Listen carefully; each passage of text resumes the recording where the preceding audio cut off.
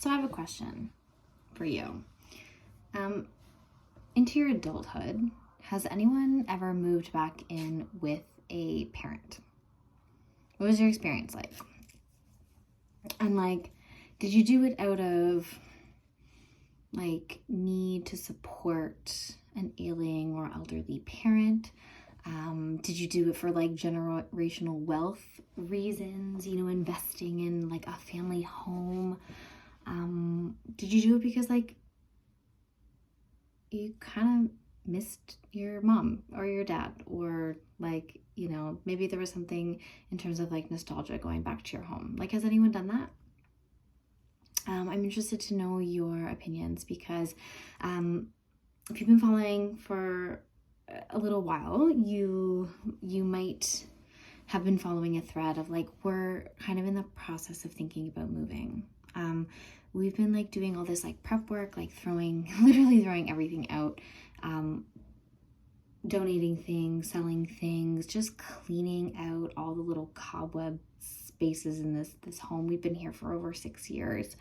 Our downstairs neighbors, they moved out. Somebody's moving in December. But we've been the landlords don't want to renovate. They don't want to do anything. We've been trying, our dishwasher's been broken for 3 years. It took 2 years to get a window fixed. The deck staircase is falling over, and the carpets are 12 years old, and we've just been asking we're can we do the flooring? And they're just no, they just don't want to invest in this space with us still in it. And it's I understand, right? This is an investment property for them, and we moved in before rent got bananas, so we have a really good deal. So it's yeah, I get it. But anyways, one of the options that kind of sprang to our mind is my mother-in-law. She converted her place into a duplex. So she lives in the bottom half, and she rents out the main floor unit to a tenant. She's been having some issues. My hair, oh my gosh. She's been having some issues with her tenant. What is this? What is this vibe today? I don't even know. Oh, no. Anyways, she's been having some issues with her tenant. He's not paying. And so we had this thought. We're what if it's the same. It's basically it's the same price as our house. It's a 3-bedroom unit. It's a main floor. It has a backyard. It has everything that we need. It's in a family-friendly neighborhood. We'd be close to a grandparent. Pros and cons, of course. But yeah, we've been thinking what if we moved into this house? We did the math. I think it was $100,000 that over the years that we've invested in, or we've paid of the mortgage of this home. And obviously that's not money that we're going to see. But we've been thinking a lot about generational wealth. And for a while there, I was oh, it just makes sense. All the older people in the family, start investing in your young people, especially us millennials that are we're really struggling to buy homes and invest. And, there's all the generations have had challenges, of course. This is just part of the millennial generation outlook. But yeah, we had this thought, it'd be kind of cool to invest in the home of someone in our family, so we know that money is going towards paying down the mortgage of a home that's literally in our lineage. It's in our line. It's just paying for a family home.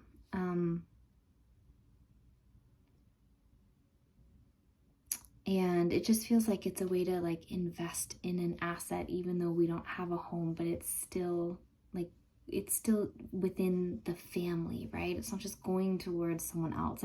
Imagine that $100,000 that we invested in our landlord's house. Imagine if that had been going towards our mom's, or my mother-in-law's mortgage. be amazing, right? Having that equity in the house, and then us being able to then leverage that and, buy get a second home, or like, I don't know. So we've been throwing that around. But yeah, I guess the question is like, what's it like living with your mother-in-law? What's it like living with your mother? Because more than anything, that's like the biggest thing, is like the comfortability of that situation, like moving home. So yeah, if you've had that experience, like, I'm super interested to know what it was like for you, because it's like a big decision. Feels like a little bit of like losing independence in a way, there's the fear of like, this is my house, like, it just feels like there's some grounds for conflict.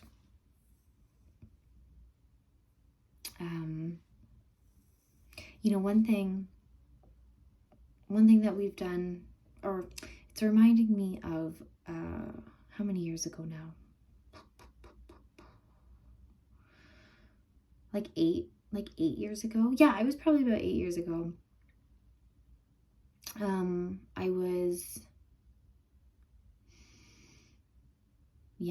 So here's a little backstory. I had a long-term boyfriend from age 16 to 24. My only boyfriend. We lived together for a couple of years, and so we were in a home, and we broke up. So we broke up, and so I was maintaining the rent of this home myself. It was fine. It was a good space, but then I actually had just met Josh. Like, we had been together for like literally like a couple of weeks. And my grandparents, they said to me, like, they're like, we're moving back to Scotland, and they didn't want to sell. They had to clear up some things. So they knew that they weren't going to be gone for very long. I think they were like probably like 2 years.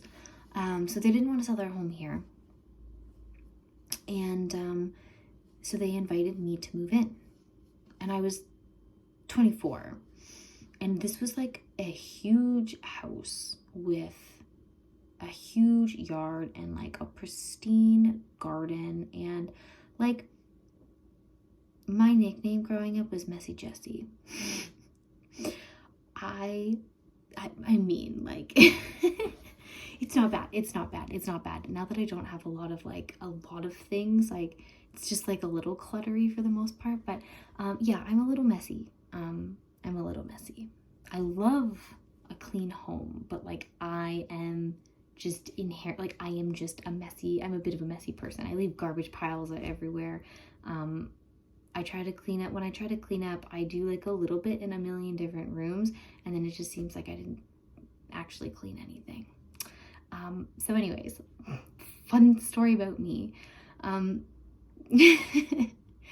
I got invited to move into this house, and I said to my mom, I was like, I don't want to do this. I was like, I'm not going to be able to take care of their garden.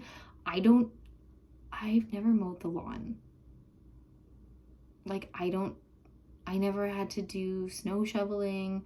And even in my last place, like, there was another dog. The owner lived downstairs, and like, he picked up my dog poop, and like, I'm super embarrassed about that, but I'm gonna say it because I was young, and I was just young, and I just, I was just young, life lessons. So anyways, a lot of things were taken care of for me, as I learned and grew into becoming a strong, independent woman. And so, yeah, I said to my mom, I was like, I don't want to move in. Like, I don't want to move in. Like, they are not going to be happy with it. Like, it's going to be used. literally, I'm telling you, it looks like these people, my grandparents, it looks like they don't even live in it. It's like always pristine. And I was like, I don't think I can do this. And my mom was like, what are you talking about? Like this is such a good opportunity. Like they're barely charging you like rent. You're helping them out. Like, why would you not do it? And I was like, I just don't think I can take on the responsibility of living in this house in the way that they are going to expect it to be taken care of. And I knew that. And then I also said, by the way, Josh is moving in with me. And they didn't love that. They didn't love that, but it was like, we were together. I don't know if I told the story, but like, he basically moved in after like the third day that we hung out. My little joke is like, he stayed and never left. But we just like, we just came together, and that was that. We just became a package deal. But yeah, so I that experience was so beneficial because of that, we were able to quit our, like, we had gotten our like post-university, oh my god, we made it jobs. Like, we got hired at Canada Life, this big corporation. We had benefits, we had a salary. Like, I have this memory of us just like embracing and hugging on the couch and crying. We were like, we made it, like we did it, like we're on the path. And so quickly that crashed. We were so unhappy. We both just hated that type of work, and we were craving a different lifestyle, and we were drowning our pain and sorrows in pizza Fridays and way too much cannabis. We were just very unhappy. And so we were in this house, and it could not keep up on the maintenance for sure. Ended up like, there was a couple things that happened, and the house was not like in perfect shape. And so when they got back, they like inspected it, and they like brought us back, and we're like, what is this? Like, what is this? And it's like, guys, like, I'm sorry, we did the best that we could. But like, it's not perfect. Like, we used the stove, and like, it was the type of, I don't know, like, I think there was like a special like stainless steel type cleaner thing, and like a scrubby, and I just don't think we did it enough. And so there was like stuff on the stove, and they like replaced the entire stove because of that, which is like wild to me. But teach their own, right? And yeah, so it just was like, that's my experience of like living in a family house. And it just they weren't there obviously, but like there's complications, and there's expectations of others that are placed on you to be a certain way in their eyes that makes me nervous, right?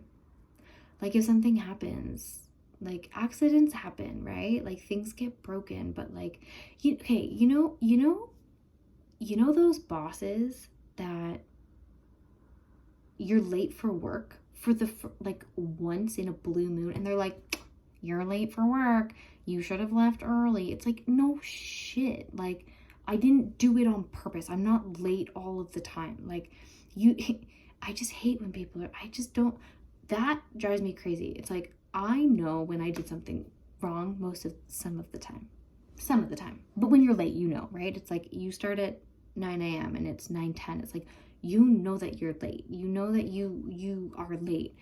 And for somebody to be like, especially when it's not a regular occurrence, for someone to be like, you're late, you should have done this, this, and this. It's like, it's once. I know, you don't need to tell me. I'm already like, that when I was leaving my house, I was like, oh my God, I'm late. This is I had a really difficult morning coming into this because I knew I was going to be late. Like, do you understand the mental games that were going on in my head because I knew I was going to be late? And then now you're here making me feel bad for it when I'm already feeling like it. It's just not necessary. And that's my fear, is that something's going to happen, and then there's going to be the, well, you shouldn't, like I just don't like that. I just don't like that. And like, maybe that's just like a me thing. I have an issue with authority, for sure. I just don't like when people try to like exercise their moral high ground on me, or like, this is mine, therefore I am right and you are wrong and you are less than me. You know the scene in Matilda, one of my favorite movies, by the way.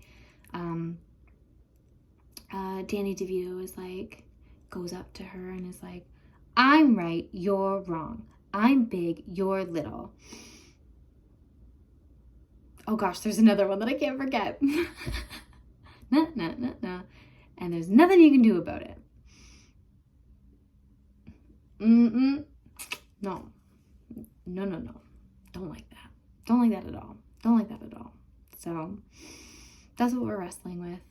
Also, do you hear me talking about the fear? That's like another thing that I'm trying to navigate, is like not having that lens. I look through everything through a lens of fear, and I'm really trying to be very cognizant of that, and I just don't want to live my life through that lens. So just saying it just to like catch myself,